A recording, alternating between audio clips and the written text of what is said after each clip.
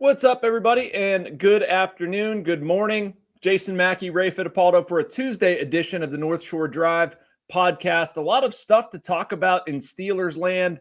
Excited for this one. Monday was a busy day out in Latrobe. Ray and I were both there. Cam Heyward talked. I'm not sure if he made things better or worse. We're going to dive into all of that. Before we do, though, I want to start with a message from our friends at Pella Windows and Doors of Pittsburgh. There's no better place to get new windows or doors installed in your home than Pella, who can help you save on energy costs year-round. Schedule a free in-home consultation with your local Pella Windows and Doors to find the right product for your home and budget. Give them a call at 866-593-1560 to discuss your project further. That's 866-593-1560 to get started planning on your new windows and doors installation with Pella Windows and Doors of Pittsburgh.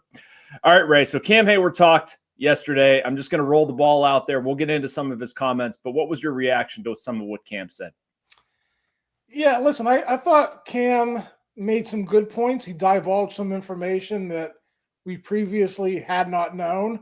The fact that this is going on, Jason, for 6 months now is a surprise to me. They kept this pretty quiet throughout the process. Cam let it be known that his agents first approached the Steelers at the Combine, in February. And it's also, and I get it. I understand where Cam's coming from, but when you look at the fan reaction to this, and I read the comments on your column, I read the comments on my story this morning. Yeah. None of it seems to register with the fans, does it? They're talking about the money he's already earned. He's already been paid $13 million in a roster bonus. Now he wants more. And I get the fan side of it too. So they're not having it, Ray. No, they're not. The fans are not. I don't know if Cam talked yesterday to try to curry fan favor or why, or maybe he just felt obligated. But man, fans don't have any patience for that crap. No. And I think we talked about it last week. I mean, it's just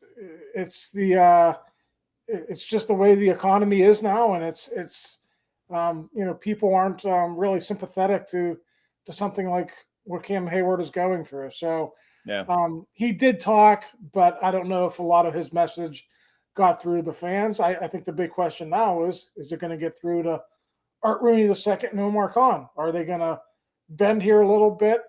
The roster bonus, he's due another $12.9 million in March of 2026, Jason.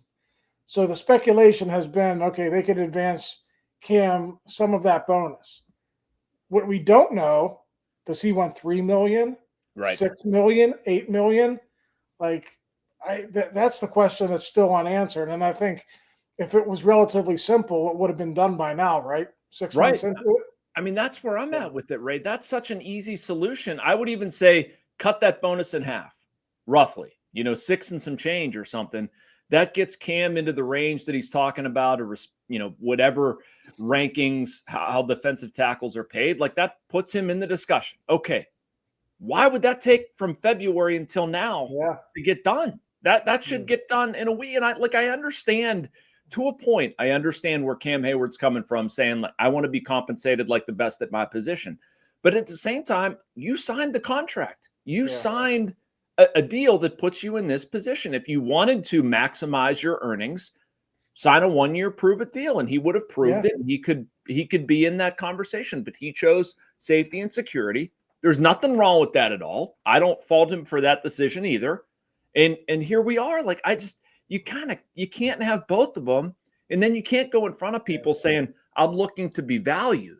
I mean, Cam, I love you, but you made $131 million in football. I'm pretty sure the Steelers have valued you here. Nobody's devaluing you. It's just a business decision you made.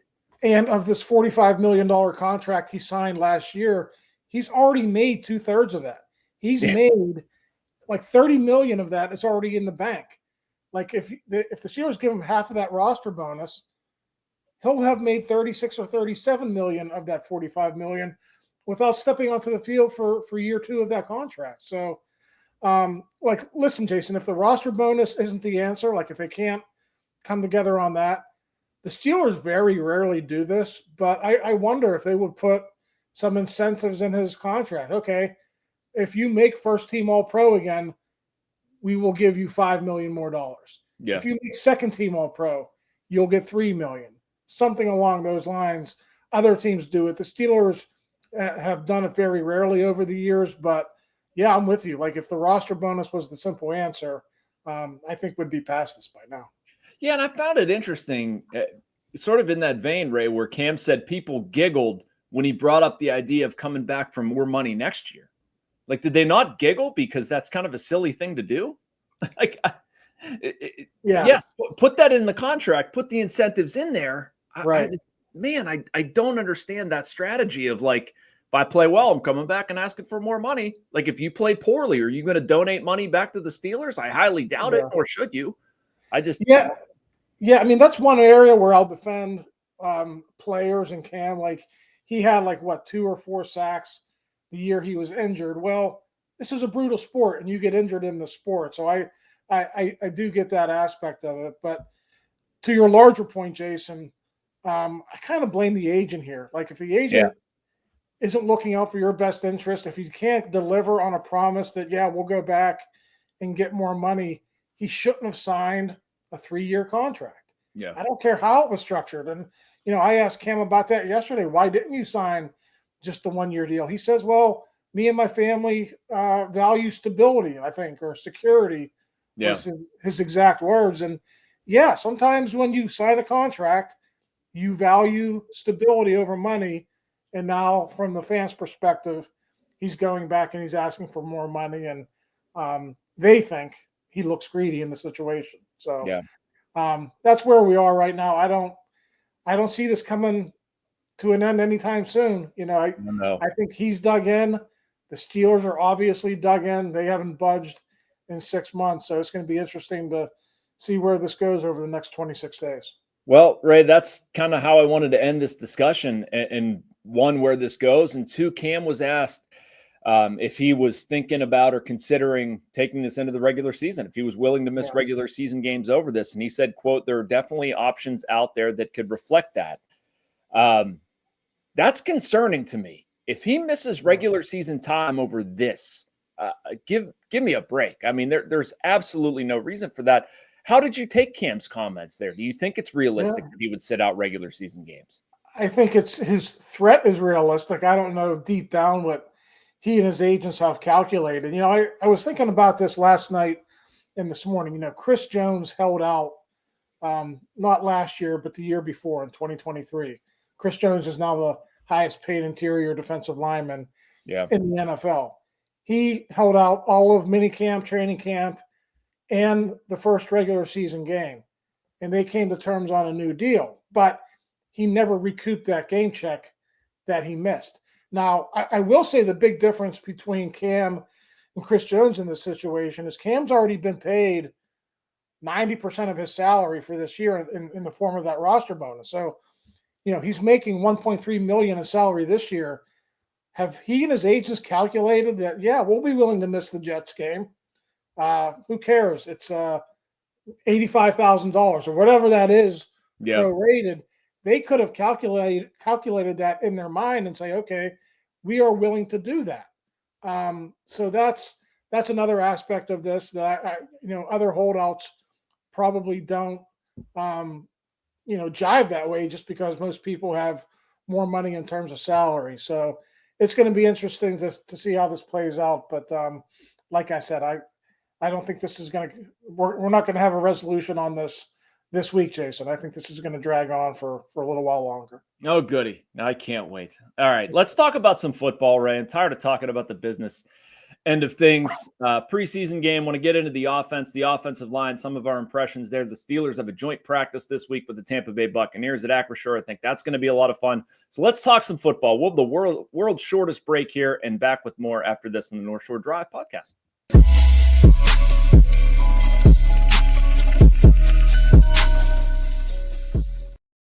All right, told you it's a short one, only 7 seconds. Going to get into some of the offense and our takeaways from the preseason game. Before we do that, though, I want to tell you about Goldberg, Persky, and White. If you were diagnosed with mesothelioma or lung cancer, call your local attorneys at Goldberg, Persky, and White. For over 40 years, their firm has represented thousands of lung cancer and mesothelioma victims. Call 1-800-COMPLEX or visit gpwlaw.com for a free consultation.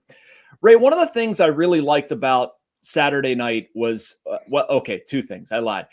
The attack mentality of the offense and sort of the fluidity. Like, there was a flow. There were long drives. There was, plays that made sense. They're going down the field. They're using the middle of the field. Just what was your overall assessment of the offense, and where do you think this is stemming from? Yeah, I thought Arthur really set them up for success. Arthur Smith, the Steelers OC, of course, coming out early and doing some play action and sort of backing off the first team Jacksonville defense. People go into that game from, if you're a Steelers fan, and okay, we're resting 20 players, but the players who did play were actually facing the Jacksonville starters on both sides of the ball. So that was very encouraging. Mason Rudolph looked really good. Roman Wilson looked really good on that first drive. Really all the receivers who played, I thought, had a good game. The one drawback, I guess, would be the lack of a consistent running game. But, I think that will come in time. I think that's always the last thing to come. Isaac Seumalo, Jason, wasn't in there. Yeah. So they were probably without their best interior run blocker. So, but other than that, I thought it was really positive. Skylar Thompson comes in and plays really well after Mason Rudolph. So I'm sure we'll get into that in the coming weeks as we get down to cut day about what they're going to do with the number 3 quarterback. But my biggest takeaway was just Arthur Smith called a really good game. And if he can continue to do that into the regular season, I think this offense is going to be set up to have a little bit of success. Ray, you're probably used to seeing this. It's always new to me, having a different perspective on it. Like, seeing the offense and the ball come out as quickly as it does. I was noticing that yesterday up in Latrobe. Like, there are no more hold it for 6 seconds, Russell Wilson moon balls. Like, and it doesn't matter the quarterback. Aaron Rodgers, Mason Rudolph, Skylar Thompson. We saw it against the Jaguars. We see it in practice all the time. Like, the timing and the precision. There's just, I love how quickly the ball comes out and your quick stuff over the middle of the field. Like, it's a lot more coherent play calling, I feel like, than they had last year. Yeah, it's like first read, second read, balls out. Sometimes they'll get to the third and fourth read, but a lot of it is quick. And as you were talking about, Arthur Smith addressed this yesterday. He mentioned the 1 sack in that game. I think Mason held on to it for a little while, and the only reason that happened was they had a penalty earlier in that drive that really put them into an adverse situation. I think that was second and really long or third and really long, and in those situations, teams are just going to pin their ears back and rush the passer. So when they were in favorable downs and distances, when they could keep the Jaguars off balance, Mason and Skylar were executing really well. So I really like that as well. They got the tight ends involved a little bit. Guys like Scotty Miller, and you were at practice yesterday. Scotty just continues to make plays. So he's working his way onto the 53-man roster. Just overall, I thought it was a really good performance by the Steelers offense, and very encouraging that the early portions came against the starting Jacksonville defense. Yeah, no doubt. It brings me to a point with FanDuel. Their over-under for Aaron Rodgers passing yards this season, 3,200.5. That's at 114, minus 114 odds. So bet 100 or bet 114 to win 100. Man, that looks like a pretty solid bet right now. If I'm looking at this offense and I'm looking at the over, if Aaron Rodgers stays healthy, I like it. I like a lot of the cohesion. And one of the reasons, Ray, too, those offensive tackles have looked pretty good. Yeah. I think. I mean, I think we talked about this last week. If we're going to feel like you're out of the woods or things better, I don't know. But like, I liked what I saw out of Broderick Jones. I like what I saw out of Troy Fautanu. Just how would you evaluate them one preseason game in as well? Yeah, I'm sure part of that number that the odds makers in Vegas calculate is, can he stay upright? Can he stay healthy for 17 games? And obviously Broderick Jones and Troy Fautanu are going to be a huge part of that. And I know they only played a couple of series on Saturday night, but it was really good. It was good to see Broderick especially not give up a lot of pressures and just sort of hold his own against some good pass rushers from the Jaguars. Now, he'll be both those guys will be tested Thursday in the joint practice against the Buccaneers at Acrisure Stadium. That's going to be really fun to watch. We'll get another gauge on where those guys are. And then, of course, the game against the Bucs on Saturday night as well. So, the opportunities are dwindling. We'll talk about guys in the coming days and weeks about battling for those spots on the 53-man roster. But Thursday is going to be huge for Broderick Jones and Troy Fautanu. Saturday, and then you just got the one additional preseason game against Carolina the following Thursday, and then it's we're into regular season game prep. So it's been a big camp for Broderick Jones. We all know why. I thought it was a little bit of a slow start, but it finally looks like he's starting to come around a little bit and play a little bit better. No doubt. And if you want to look into that prop bet or others, check out sportsbook.fanduel.com. Ray, you brought up the 53-man roster, and that's how I thought we'd end today's show. I was impressed with some guys. We made so much about, the splashy acquisitions this offseason. Some of the guys who flew under the radar a little bit, I thought looked really good against the Jaguars. Juan Thornhill, Brandon Eccles, Beanie Bishop was obviously here, but I thought he had a really good game. Cole Holcomb feels like an addition. He's not, because of the injury, but coming back. Is this the deepest roster that Omar Khan has had during his tenure here? And how might that roster depth benefit the Steelers? I know Terrell Austin, the Steelers defensive coordinator, feels like it's his deepest group of inside linebackers since he got here in 2019. You could also make the argument it's his deepest group of outside linebackers with the addition of Jack Sawyer. I think you asked a question yesterday, Jason, and Terrell also mentioned the youth and kind of like the young juice that Derek Harmon and Y.A. Black bring to the front seven. So he's really happy about that. I still think he has some, I don't want to say concerns, but questions about how the depth in the secondary will unfold. But I think Brandon Eccles has been good in training camp. A guy like him, he's a vet, played previously for the Jets. I think now when you break it down to, okay, who's not going to make the team, I think Eccles has done enough to make the team. Does a guy like Beanie Bishop have enough on his resume to get by again? James Pierre, whom Terrell Austin said was up and down Saturday night. A lot of guys who have been on this team in previous years are now battling for roster spots just because Omar Khan in his front office went out and bolstered the depth around the defense and the offense as well. So, those additions are going to help, and they're especially going to help if guys are injured, and that's the most important thing.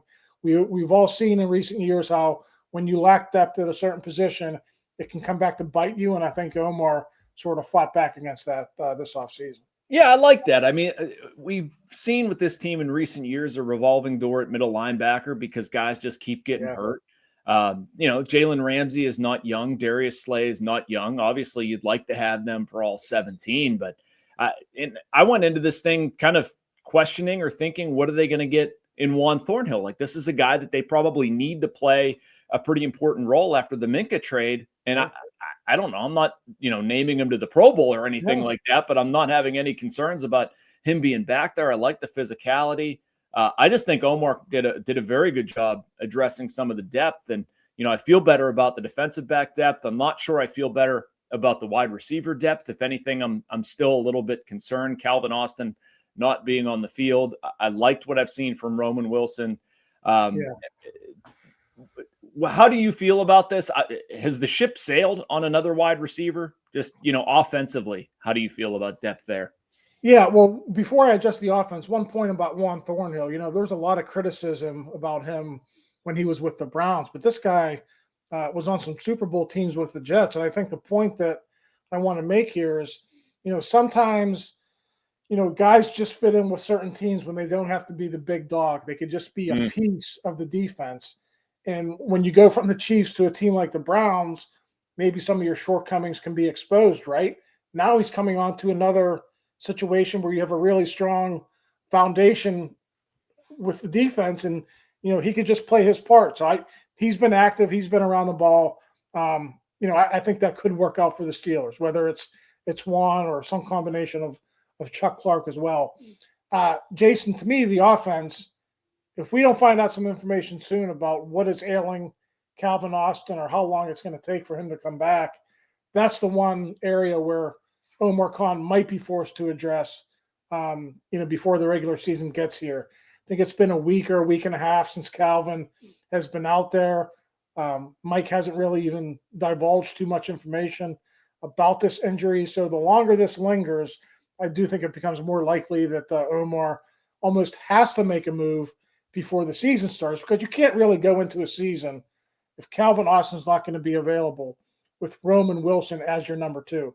As well as he has played, and as well as he played Saturday night, the guy is basically a rookie because he was on IR all last season. So it's a tough spot for Omar, but let's see what happens here with Calvin in the next week or two.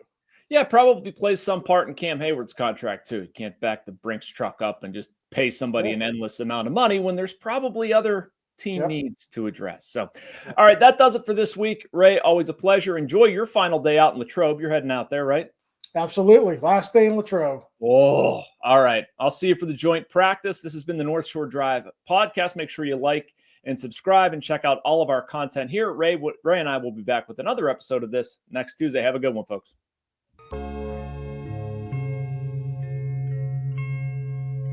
Thank you for checking out this content from Post-Gazette Sports. If you watch this video on YouTube, please like the video and subscribe to our channel. For all of the sports coverage the Post-Gazette has to offer, visit post-gazette.com.